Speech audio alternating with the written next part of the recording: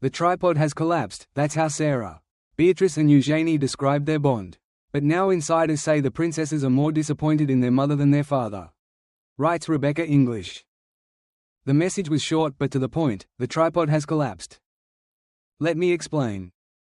Famously close. The tripod is the nickname used by Sarah Ferguson and her daughters, Princesses Beatrice and Eugenie, to describe their mutually supportive relationship.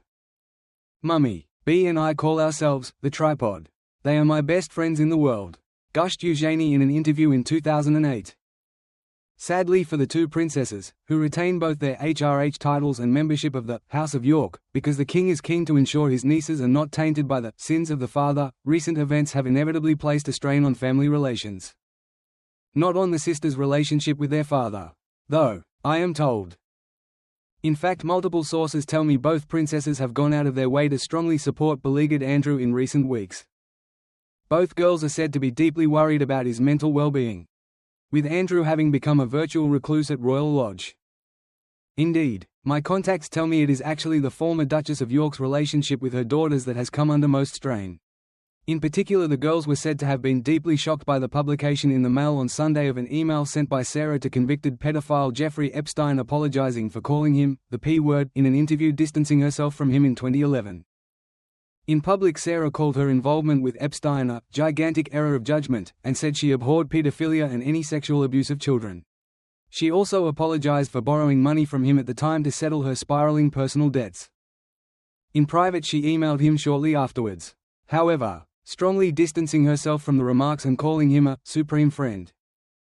"I know you feel hellaciously let down by me," she said. "You have always been a steadfast, generous and supreme friend to me and my family." While Sarah's spokesman subsequently claimed she had only written the email on legal advice after being threatened by Epstein. The excuse has rung hollow. And the revelations have caused severe embarrassment to her daughters, particularly Eugenie, 35, who has diligently worked to highlight the plight of modern-day trafficking with her charity, the Anti-Slavery Collective.